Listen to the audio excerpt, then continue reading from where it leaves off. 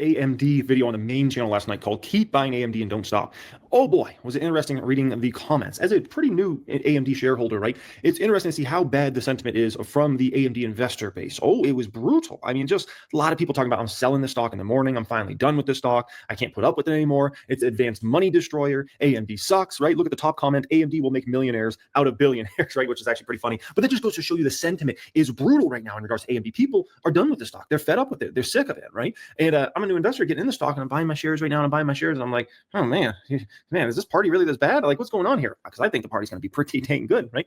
Well, hang on. Before he jumps too deep into this, what I want to show you here, this is exactly how the market works, right? When more and more people want to sell, want to get out of a stock, that is the trend that you're seeing in the advanced money destroyer. Let me go to that real quick. Right, that's the trend you're seeing right here. This is just investor psychology that has played out for hundreds of years, right? This is what happened with NFTs. This is what happened with Bitcoin. This is what happened with any stock that you can imagine, right? It has this huge run up. At some point, it gets on the other side and people start to freak out with the panic, with the denial, with the anxiety. This is what's happening with AMD. Now, if you are a long-term investor, you can wait. Especially if you plan to hold AMD for years, there's no sense in buying it as it's going down. No sense whatsoever. If you're a short-term trader, there's no sense in buying it if it's going down. Now, you could short the mess out of this, but there's no sense in buying it on the way down if you're short or long-term, right? If you're long-term, who cares if you lose a couple dollars once you figure out where the bottom is at, right? But that bottom, people are calling for the bottom at 140. People are calling for the bottom at 130, then 120, now 110. Who knows how low this is going to go, okay? We might just be getting started on this big down run on AMD. And if you're holding it for the long term, just let it figure itself out. Let the Outlier Trend Template tell you when this downtrend is over, which is the 10-period moving average, over the 20 period with price over the 50, right? When the 10 is over the 20, price is over the 50, that is a bullish trend, like you can see right here, okay? But when it's pointing south like this, when it's pointing straight towards Mexico, right? There's no reason to be jumping into this whatsoever. And I'm running this at 1.5 speed. It's a 45-minute long video. I don't think we're going to get through all of this even at 1.5 speed, but I wanted to try and get through as much of it as I can. And before we go any further, let me introduce myself real quick. My name is Christopher Ewell. I've twice been awarded top 100 people in finance. I was mentored by 5 of the market wizards, the best traders of all time. I've been successfully trading since 2009. And this is where we save time, make money, and start winning with less risk together as a team. Now let's get back into today's video. And of course, stick around to see how we rank it out of 10 and subscribe if you haven't done so already. I have some big stuff to share with you guys. I listened to a conference call last night. Oh my gosh, did Lisa Su share some massive things that people had no clue like went on in that conference call. I'm talking, these aren't like small little things here and there. No. These are game changing for AMD's business model forever. So we're gonna go through that in this video. I want to react to that, okay? In the private stock group, this is kind of hilarious. Somebody did a poll. How many AMD shares will Jeremy had today? Below 50, 50 to 100, 100 to 200, and more than 200. 43 people in the private group actually ended up voting on that. And I did do something with AMD stock. And so we'll go over that in this video here today, okay? Additionally, we will go through my AMD projections in this video. I will go through my bull case, my bear case, and my base case with you guys in this video and show you exactly what I believe AMD stock price will go to over the next several years, okay? Which, by the way, on 1000xstocks.com. Okay, listen, projections are meaningless, right? His projection could be $54,000 a share, right? Just like the people who are projecting the MOAS that's going to happen in AMC or the MOAS that's going to happen in GameStop, right? The mother of all short squeezes.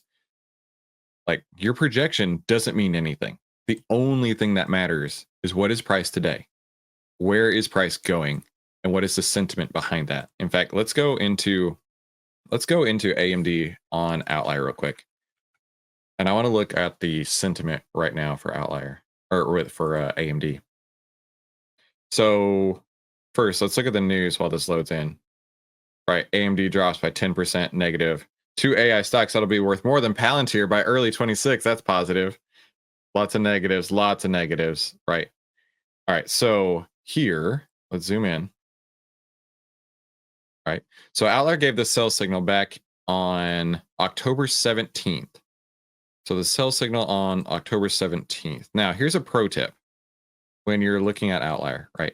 When you get sell signals in a downtrend, that's a sell to open, right? That's a short signal. Then we see this buy signal down here. This is not a buy to go long. This is a buy to close. So you're starting your short right here and you're closing your short right here. So from October 16th to January 8th.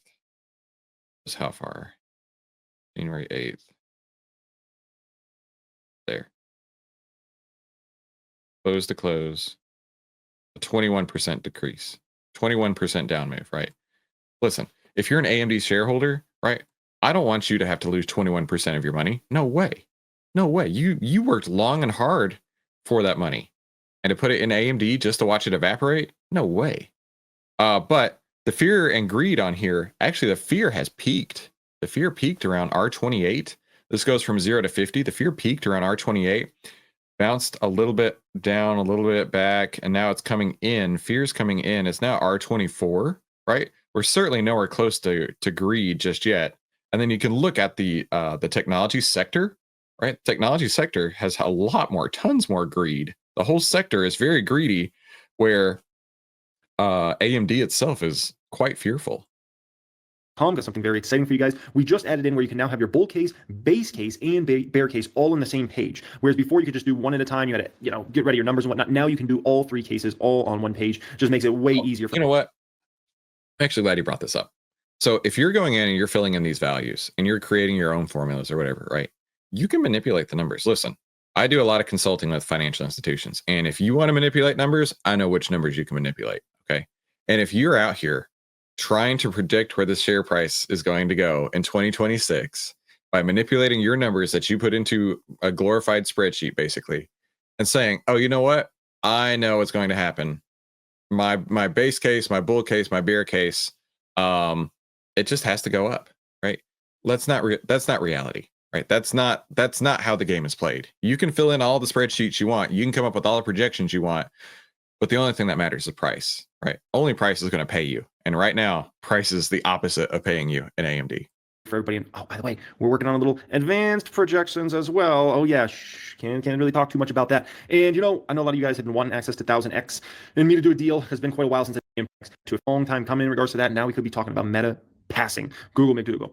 AMD's disappointing data center outlook. I want to go ahead and react to this from Wall Street speaking about AMD, and then this one, AMD's fatal mistake. Looking forward to getting into that one in this video here today as well. So appreciate y'all joining me as always. All I need from you guys, one thing only, smash that thumbs up button. Make sure you're subscribed here to the channel. We have how many subscribers now? 76,000, I think. Like, it just keeps going up and up and up, and we're gonna be silver play button before you know it here. Okay.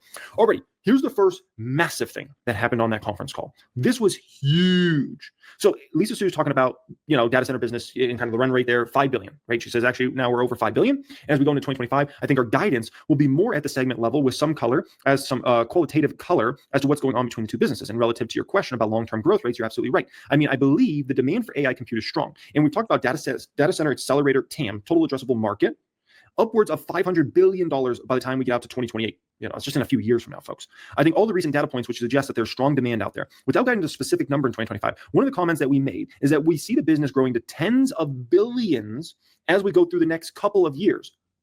So we're talking about business that recently has been at about a $5 billion run rate. And now we're talking about in the next couple of years, taking it to tens of billions, which tens of billions is anywhere between $20 billion, right? And $90 billion. So even if it's 20 billion in a couple years, that's amazing. Let's be very, very crystal clear about that. Never mind if it's 30 or 40 or 50 or 60 years. Like I can't get excited about this. Can you let me know in the comments? Can you get excited about hearing stuff like that? Right. If I'm an AMD investor, I mean, I'm hoping and praying that this actually does something for the stock. But like until the trend reverses, like all of this PR that they put out, all these great news that they put out, like it doesn't matter. It doesn't matter. Keep in mind, the management team that is putting out these press releases are the same management team who let it do this, right? The same management team who let it go from 228 a share down to 112 a share. That's the same management team. In fact, this is a lot like this. Hang on. That looks a lot like that. I don't even know if we're done yet. We might be down in a capitulation anger phase just right now. And, to this point, there's market cycles, okay? And so if you are buying, so here, I'm gonna draw these out for you real quick. Hold tight. I'm gonna draw these out for you real quick. What we see here, there's 4 stages of a market cycle. Okay. So I'm gonna draw on this. There's stage 1, which is this down here. Right. Stage 1 is where it's flat. Nobody's really there doing anything. It's dead money. Just goes up, just goes down, but no real trends happen. Then there's stage 2, which is where the big move comes, right? The big move that you want to be in on, right? This is where you want to be. So stage one, and then stage 3 is up here at the top, where it's basically going sideways, figuring itself out. And then this stage 4 decline is what we are in AMD. This is the stage 4 decline. Okay. So if you want to talk about market cycle theory, right, you've got stage 1, which is on both sides of this chart here, right? This one leads to this one. You've got the stage 2 uptrend. This is where you want to be. This is where you want to be. Stage 2 uptrends are where you want to be. If you are a long-term investor, you want to be in a stage 2 uptrend. If you are a short-term trader, you want to be in a stage 2 uptrend. I don't know how clear I can make this. You want to be in stage 2. Stage 3, this is the top, right? This is where people get frustrated because they're like, this stock should continue to go up forever. Why is it not going up any further? This is a lot of what's happening, in my opinion, on SoFi. Let's go to SoFi real quick. SoFi had that stage 2 move right here. SoFi had this stage 2 move and is now in the stage 3 topping point right here. I don't know if it's going to go down, but it likely could. You've got a almost bearish trend right here, depending on where it opens.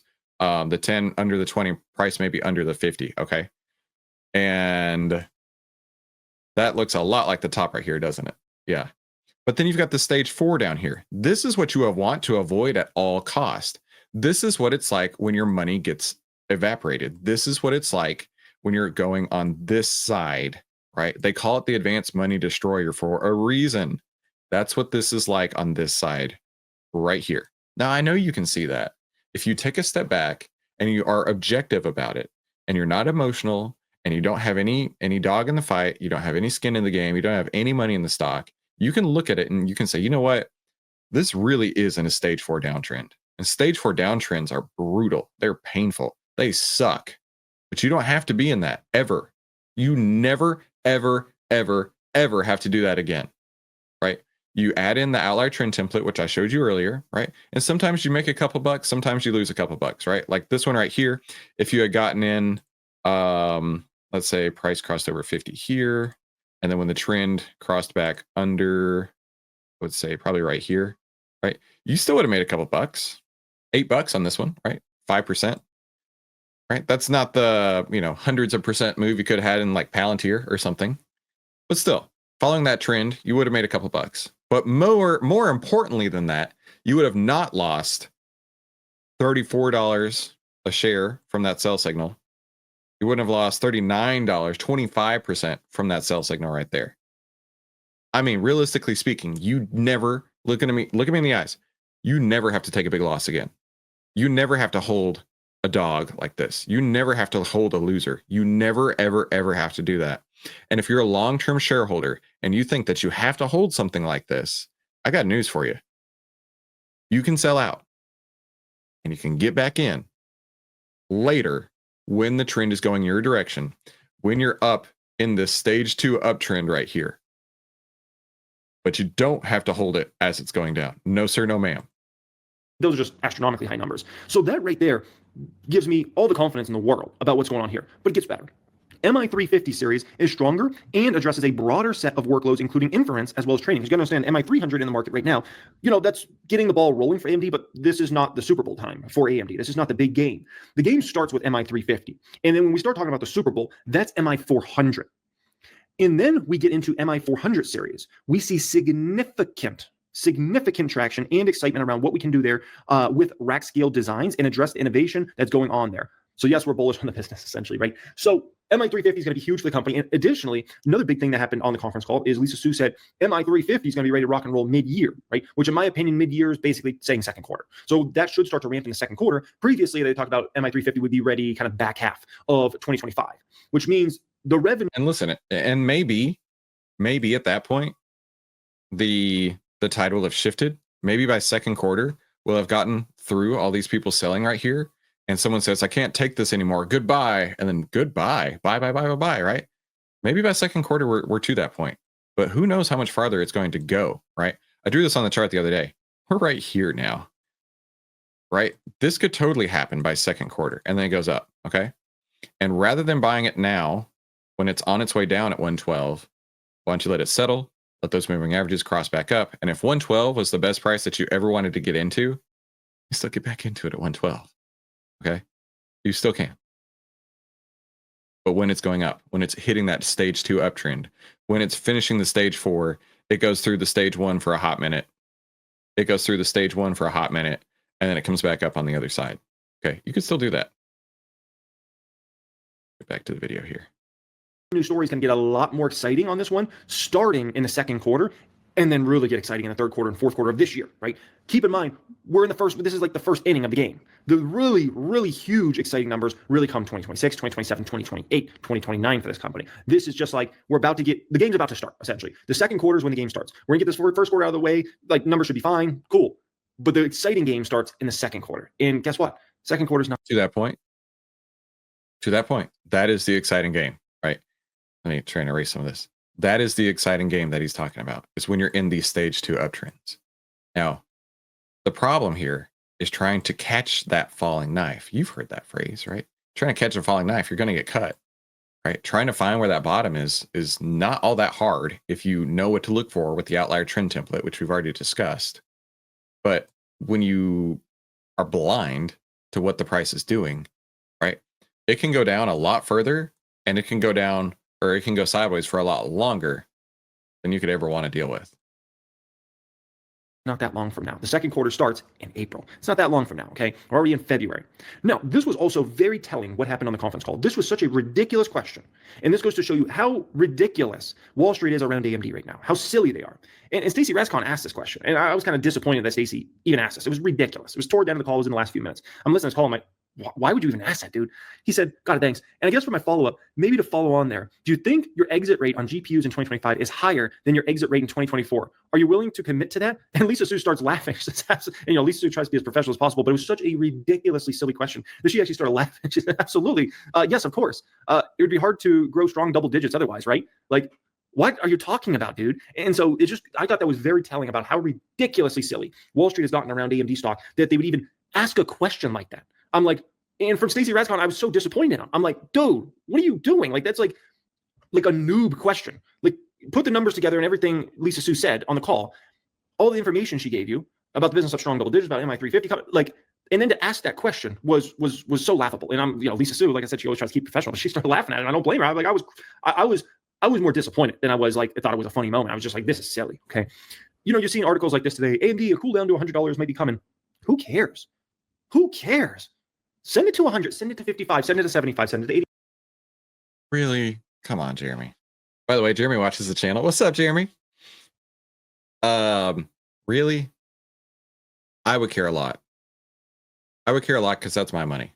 That's my blood. That's my sweat. That's my tear. That's my sacrifices. That's my literal time of my life that I took to save up this money, to put it into this stock, right? You're talking potentially years of your life that he's just saying, who cares if it goes down? Who cares if it goes down by 50%? Imagine you took 20 years to save up, I don't know, $1 million, $100,000. Doesn't matter. Imagine you took 20 years to save that up. And he's saying, who cares if it goes down 50%? 50% from here, where it's already down, 50% at some point, or even further. Who cares if it goes down 50%? Basically, what he's saying here is, you may have saved for 20 years, and 10 of those years didn't matter. Who cares? I mean, that is the equivalent, right? When you break it down into time of your life that you saved and scrimped and sacrificed and worked on to just watch it evaporate. Who cares? It's a very, very broken mindset to me. Exceptionally broken. 85, 95. Who cares? It's a huge buy the dip opportunity. It doesn't matter. It's irrelevant in the end. No. Anyone who tells you buy the dip, you need to run. Okay? Run as fast as you can, as far as you can. What's up, Jeremy? I know you watched. Run as far as you can, because that is the most risky trade, right? The dip will continue to dip until it stops. You know how to measure when you know how to tell when it stops. But that dip will continue with or without you. You have the choice. The dip can go down without you, let it find its bottom and then come back up. But buying the dips like this, It's a really, really poor choice. Like all this trying to time it out and, oh, you're catching a falling knife. That's fine. It served me very well in the past. Some other stocks I caught some falling knives on? Meta. I caught a lot of fallen knives on Meta back in 2022. Another stock I was buying heavily in 2022 that caught a lot of fallen knives on? It was this company named Palantir. Worked out pretty decent. It was this other company I caught a lot of fallen knives on. It was this company named Tesla. You ever heard of them before? Right. Okay. But at some point, they were in those stage 2 uptrends and you did great. And you absolutely could have avoided all of this side and focused in just on the left-hand side as it's going up, okay? I mean, that's the thing. You don't have to. You just don't have to go over there. Jeremy, the market cycle is real, okay? And even if you're a long-term holder, you only want the stage 2 uptrend. You don't want it. Do you really want any other part of this? I don't. No way, right? Let's compare this. Let's compare AMD to something that like is actually doing crazy bonkers, right? Like Palantir, right? That's a stage 2 uptrend like I've never seen. Right. That's a stage 2 uptrend like crazy. SoFi, that's a stage 2 uptrend. Let's look at HIMS. I saw this one recently. Right. That's a crazy stage 2 uptrend. Right. And you can look at it. This was stage 1 down here where it was going sideways. Stage 2, stage 3 it topped. Stage 4 it went down. Stage 1 happened pretty quickly, and then stage 2 again. Right. It's not rocket science. I know people want to make it sound hard. I know people want to make investing seem impossible to get into. You put 3 moving averages on your charts. Changes your game. Completely changes the game. 2,700% later, it worked out pretty good, right? SoFi. But only price pays. And the only way you're getting that 2,700% is when it's going up, Jeremy. You know this. You know this. Was this company that I remember catching a lot of fallen knives on. I can take you through a whole host of stocks. Amazon, right?